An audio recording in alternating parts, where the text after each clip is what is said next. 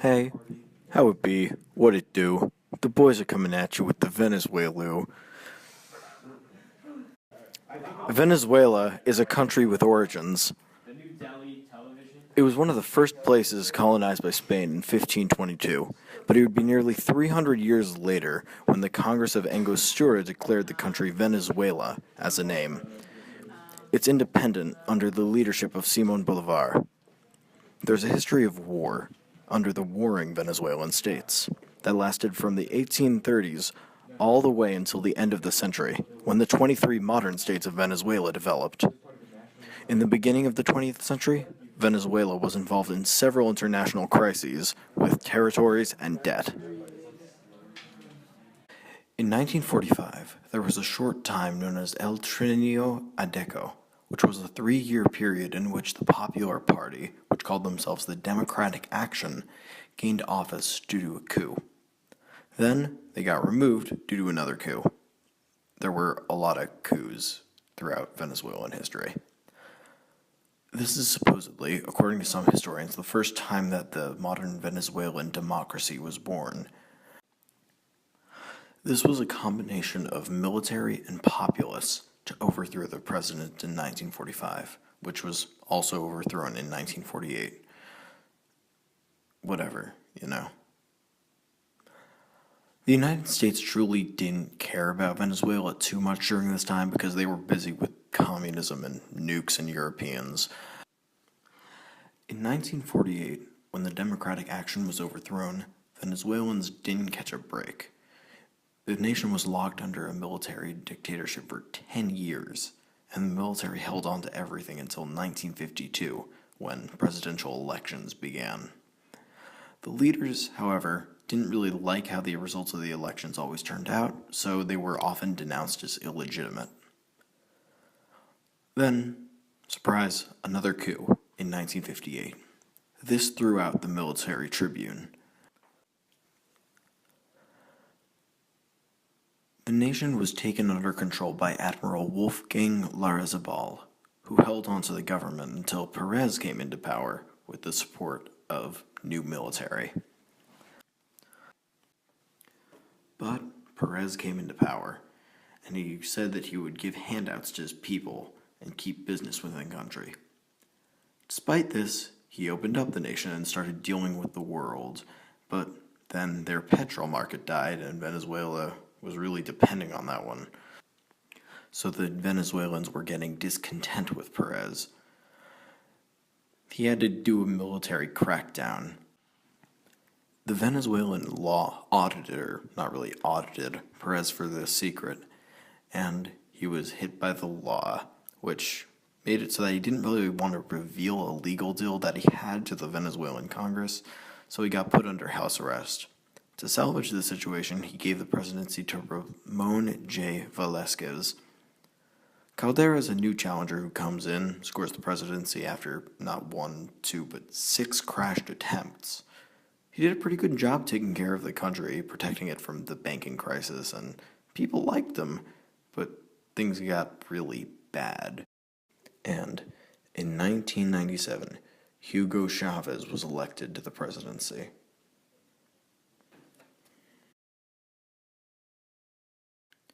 Hugo Chavez was the most instrumental figure in Venezuelan democracy's collapse.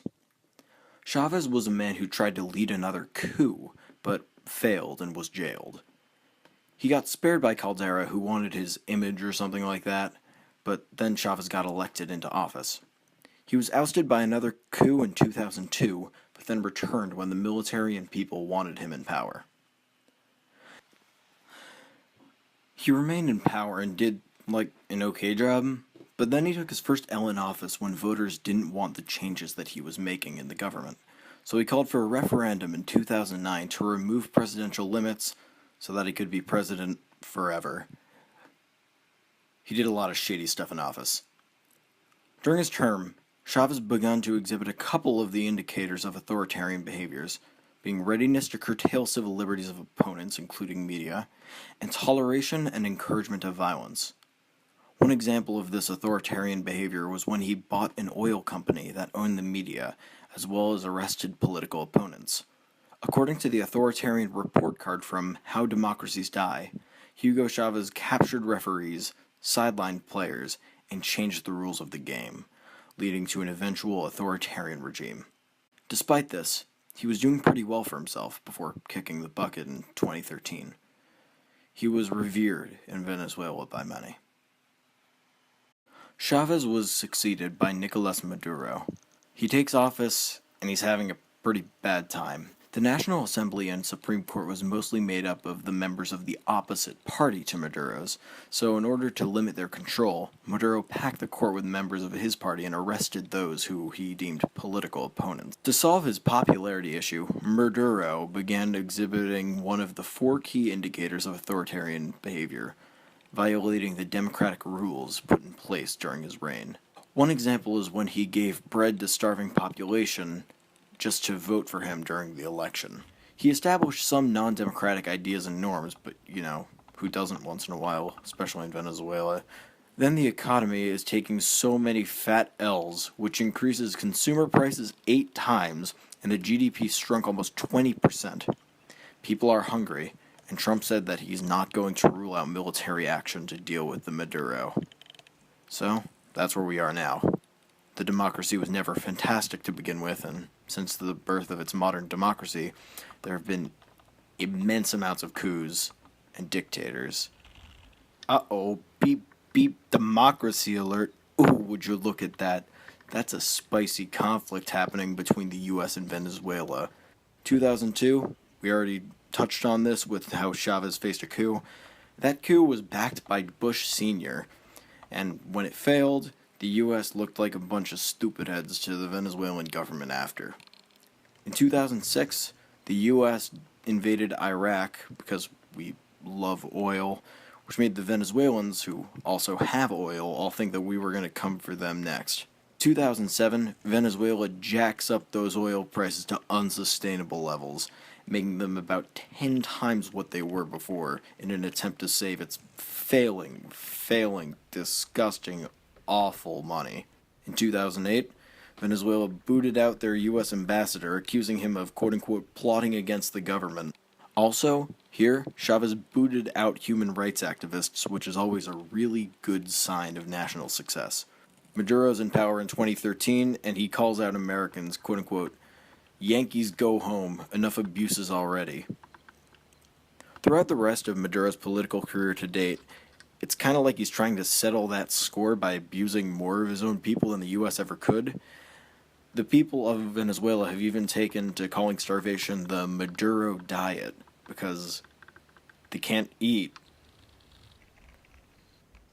As of now, the U.S. is Venezuela's biggest trading partner, but you'd never guess that because of the last 2 Venezuelan presidents. Chavez and Maduro are both super outspokenly anti-American, and even the U.S. governmental page on Venezuela throws shade on them. Quote-unquote, the United States maintains a strong and respectful relationship with the people of Venezuela. The U.S. page on Venezuela also says, quote-unquote, President Maduro's policies are characterized by authoritarianism, intolerance for dissent, and irresponsible state intervention in the economy that has stoked hyperinflation and led to negative economic growth in a country with the world's largest proven oil reserves. Lately, it's been Trump o'clock down there. Alright, 2017, Donnie T-Man, he calls for the, quote, full restoration of democracy and political freedoms in Venezuela, hopefully very, very soon. 2018, he continues and slaps some new sanctions on the Venezuelans, which Maduro responds to by expelling the top U.S. diplomat, because diplomats are meant for diplomacy. Conclusion. Is it likely that the Venezuelan democracy falls much further? I mean, you can't really go past rock bottom. Overall, democracy is dead there. Will it die here in America? We're not really too sure. On one hand, we're going to go with how democracies die, in that this election of this outsider, this charming outsider who isn't really too good with immigrants and really isn't too good with foreigners, does mirror some of the processes that were outlined in Chapter 1, with such leaders as Adolf Hitler. On the other side, we feel as though the guardrails for democracy in America are working. While they are definitely being tested, that's the point of a guardrail, is that it is tested, but then it is able to recover. Sure, we have this new person in office that maybe is testing the rules and changing them up in a lot of different ways, but at the same time, it would be a lack of trust in the American people and in the American government to say that we couldn't respond to this. What happened in Venezuela is not comparable to what Trump wants. This is evident in the vast differences in their policy. Trump, in many ways, has been trying to reduce the amount of government control over trade within the United States in terms of, cutting back on large corporation taxes and the estate tax and things like that, and trying to make registering for tax benefits much easier. This is essentially the opposite of what Maduro and Chavez tried to do, where they seized control of the assets of the Venezuelan nation and then slowly changed them to build into their own political machine and gain power through that. While some coincidences are certainly striking between the ways that Chavez and Trump have entered the office in terms of, as I said before, being this charming outsider, that's only one comparison.